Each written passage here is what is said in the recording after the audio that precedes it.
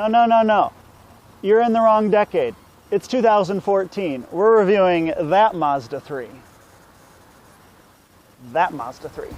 Okay, full disclosure, we at Automotive Trends are Mazda 3 fans. We've loved them since a decade ago when they came out with that model right there because, as you can tell, we actually part with our own hard-earned money to drive them. That's senior editor Jason Muxlow's personal ride. Still a fantastic car 10 years later, but we're taking a look at the 2014 model today, which Mazda has loaned us a second go-around because we've previously reviewed the mid-level touring sedan. What we have here is the fully loaded Grand Touring hatchback. And both are great in their own right, but what you get when you step up to the Grand Touring trim like this is the S model, which comes with the 2.5-liter engine. Still a great engine, but now rated at 184 horsepower and 185 pound-feet of torque. And it's good for fuel economy of 28 miles per gallon in the city and 38 miles per gallon on the highway.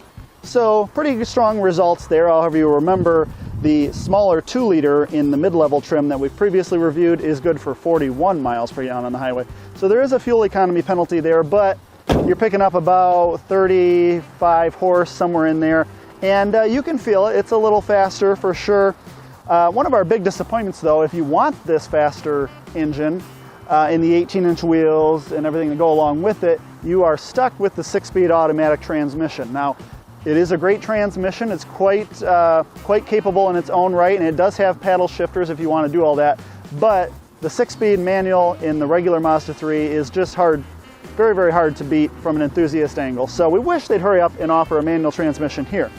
But as you take a look around the vehicle, I think you will believe us when we say I don't think there's anything with this level of detail that looks simultaneously sporty, simultaneously upscale in the segment. I think it starts at the front end with the great, very recognizable Mazda grille, all the way through the trim work, the LED accents on the tail lights, the sharp headlights, dual exhaust like there should be. It's very hard to come by in the small sedan or hatch segment.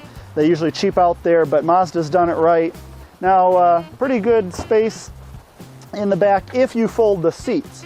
Otherwise, Mazda's done something here, and you can see for illustration purposes, on the older body style, you got a more elongated roof and a more vertical hatch, which gave you a pretty nice cube of cargo space in the back. Now you'll see over here just how severe this cut is, and that means that whatever you're sticking in there can't be more than a foot or two tall, because when you slam the trunk, you're going to hit it on this this steeply raked back glass. So the way around that is to fold the back seats. Now, outside of that, yeah, there's still a little bit of capacity back there.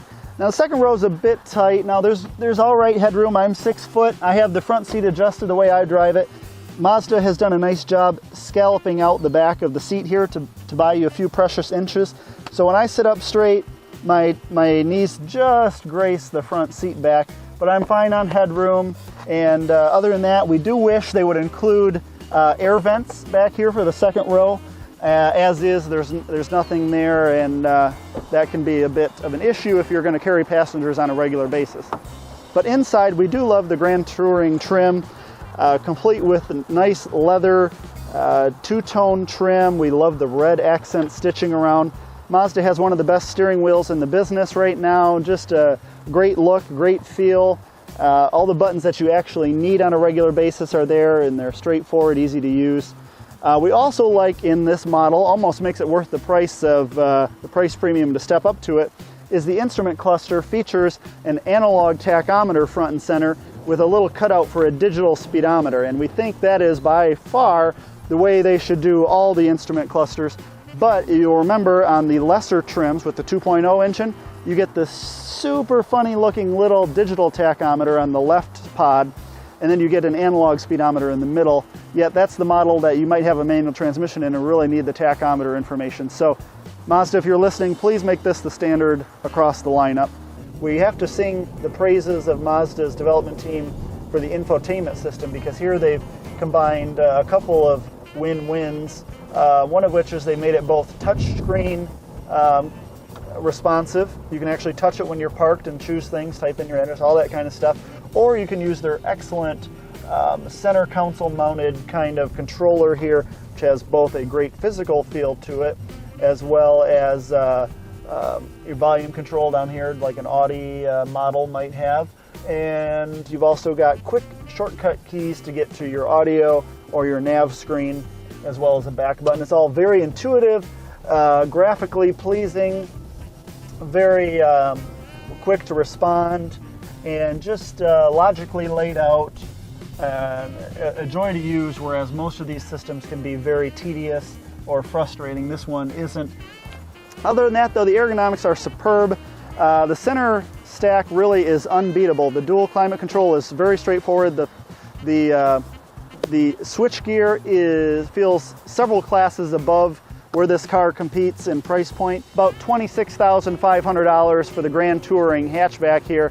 Before they add on a few things we don't really think you need, like a very comprehensive safety technology package with the radar cruise control, blind spot monitoring, the IE loop, capacitive regeneration system, all that stuff you don't really need to have a great driver's car. Actually runs this one up to just over $30,000. And like I said, you would stick about $26,500, you're really going to enjoy this vehicle. However, you've really got to drive both of them, I think, because there's a lot of fun to be had in the base model for the low $20,000 range. You just got to ask yourself, do I need leather? Do I need maybe the heads-up display system? Is that stuff something necessary to me, or can I do with cloth trim and get out the door for about $22,500? We'd also, of course, like the option of the manual transmission. Other than that, we don't have a lot of complaints. A little less road noise maybe, but compared to where Mazdas were before on wind noise and all that kind of harshness that used to be let in, they've really done a nice job refining the car in that capacity. So really we can't even complain about that much anymore. You owe it to yourself to check out the Mazda 3. If you're buying any of the competition, it's only because maybe you can get a better deal or something. There's really not a lot of incentives on these Mazdas because they sell very well. We're talking a very awarded car, and justifiably so. Simply the best car in its class. It doesn't matter if you get the 2-liter or this 2.5, doesn't matter if you get the sedan or the hatch, manual or automatic.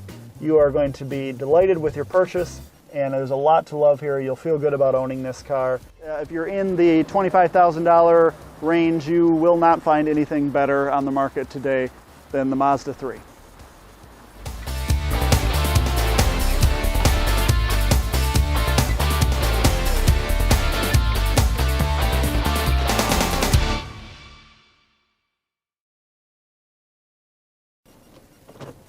Oh, you are recording me, you tricky little bugger, you.